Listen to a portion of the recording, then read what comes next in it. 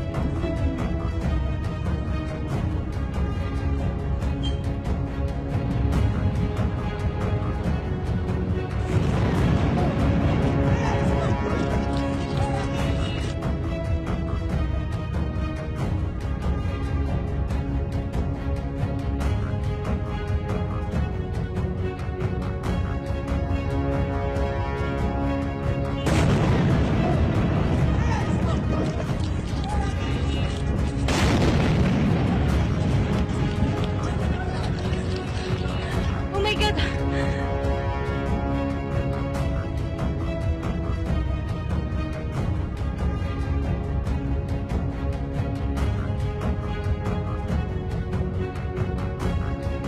تؤكد دولة قطر أنها لن تتهاون فيما يتعلق بالمساس بسيادتها وسلامة أراضيها، بأنها ستتعامل بحزم مع أي اختراق متهور أو اعتداء يطال أمنها ويهدد استقرار المنطقة، بأنها تحتفظ بحق الرد على هذا الهجوم السافر، وسوف تقوم باتخاذ كافة الإجراءات اللازمة.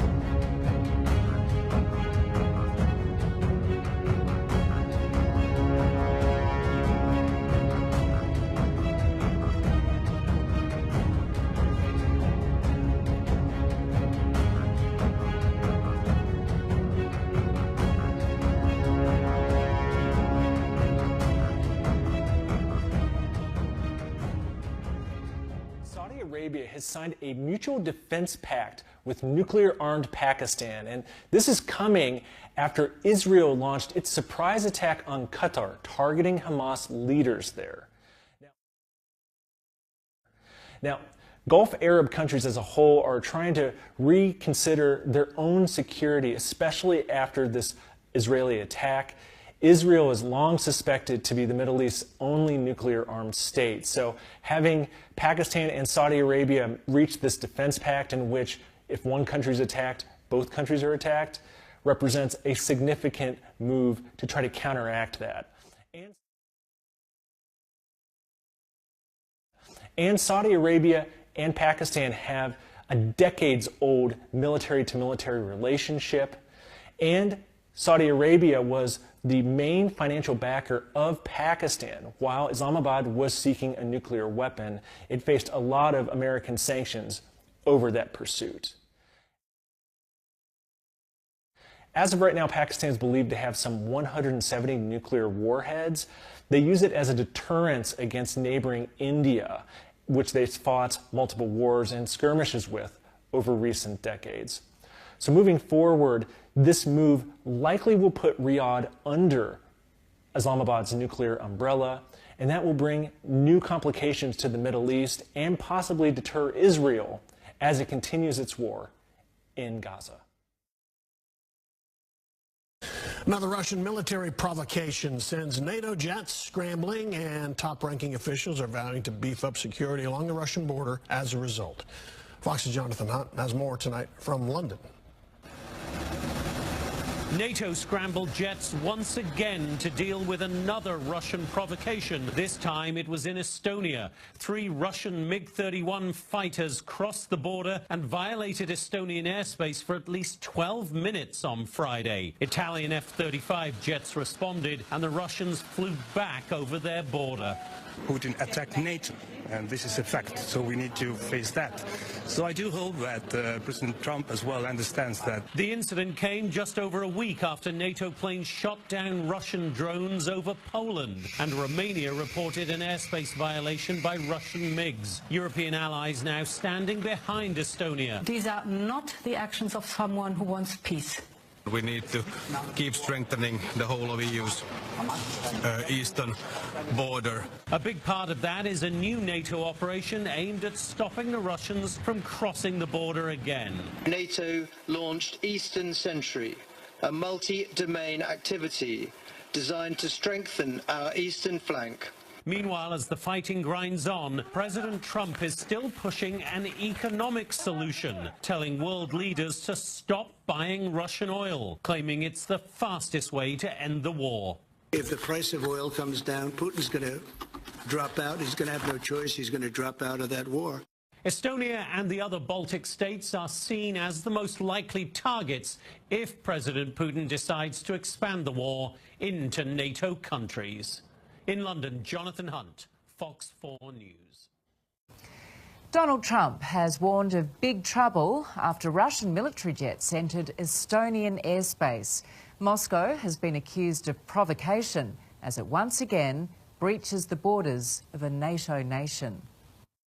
Russian jets putting NATO on alert, fleeing over the Baltic Sea after an incursion into Estonia. I don't love it. I don't love it. I don't like when that happens. It could be big trouble. The MiG fighter jet spent 12 minutes in Estonian airspace.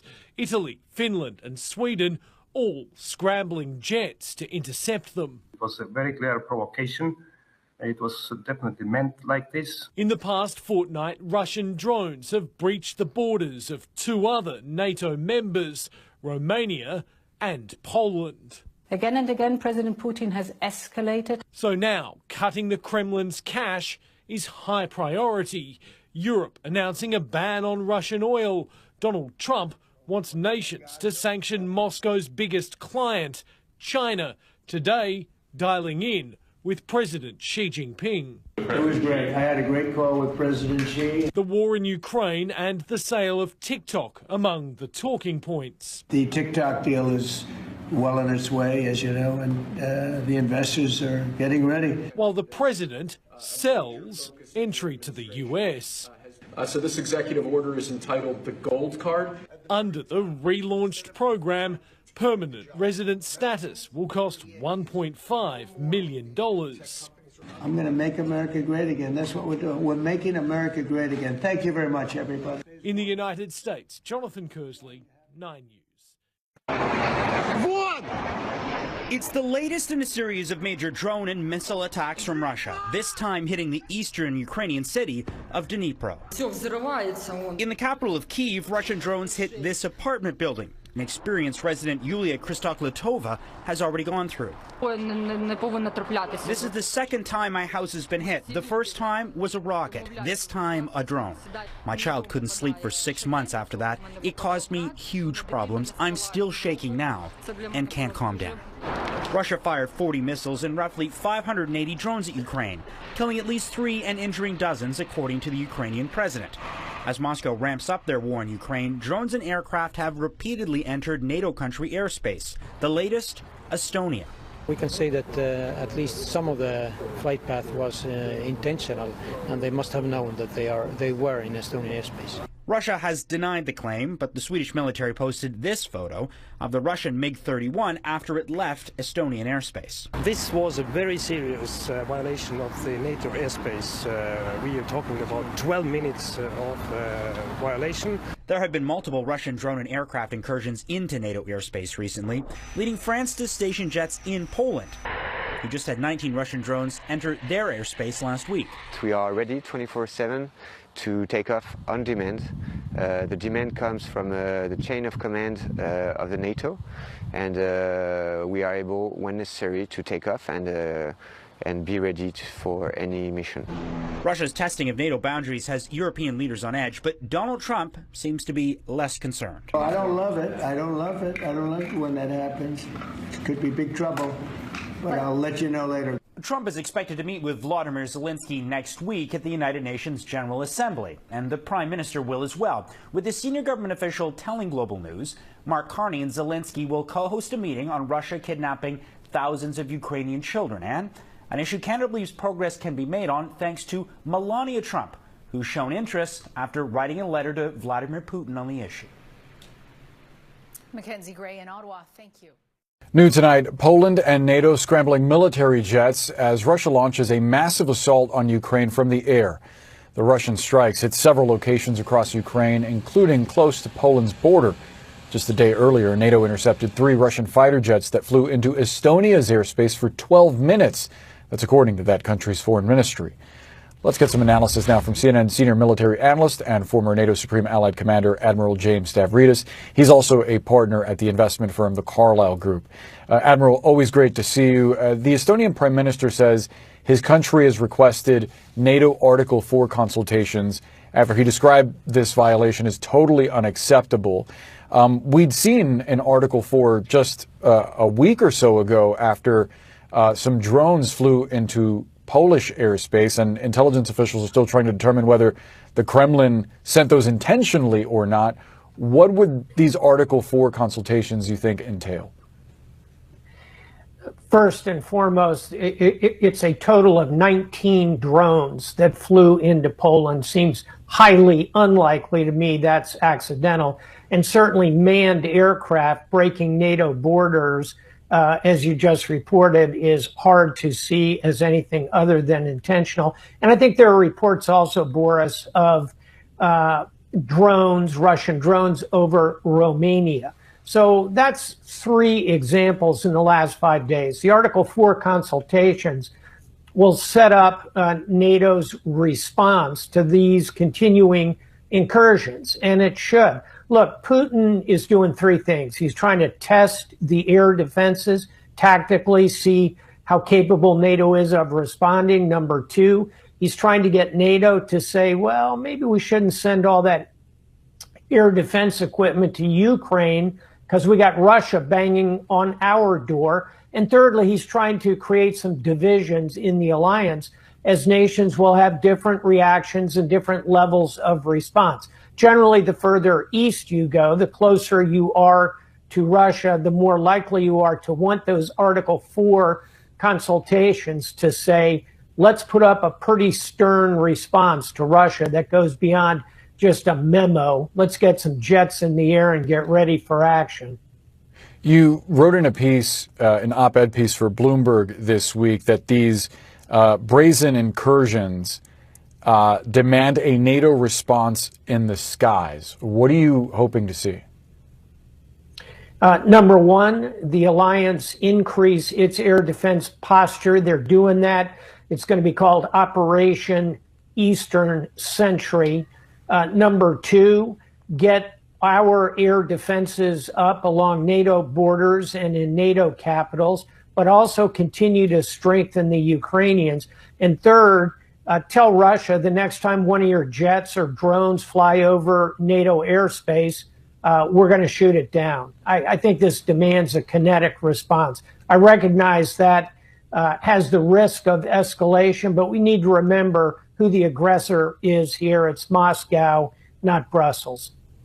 I also wonder what happens if we don't see that kind of response, and we continue sort of plodding along as we have for not just weeks but months. I mean, there was talk that there would be a bilateral meeting between Vladimir Putin and Volodymyr Zelensky, and that has not yet come to fruition. But now for months, there's been this promise from the White House that there would be some more forceful response, and we just haven't seen it. So what happens with that one? We have got to see Washington link its arms with Brussels and do two big things, Boris. One is give the Ukrainians more offensive weapons capability so they can use it, not to go after Russian civilian targets, but rather go after the drone production facilities in Russia. Those are known targets, and we ought to help the Ukrainians go after them. And number two, even more importantly, and this is where Washington and Brussels need to be on the same sheet of music. We need economic sanctions against those nations who are continuing to deal with Vladimir Putin, and we ought to be confiscating Russian assets that are in Western banks that were confiscated 3 years ago when this whole thing started. So we have cards to play. I think Washington, and specifically President Trump, needs to start playing those cards. Last thought, I took heart when President Trump quite correctly said, Putin, you've let us down. And I think it goes beyond letting us down at this point. Putin is condescending to us, pushing us, insulting us, flying jets over NATO countries. It's time to make a stronger response. Admiral James Stavridis, thanks so much for sharing your point of view.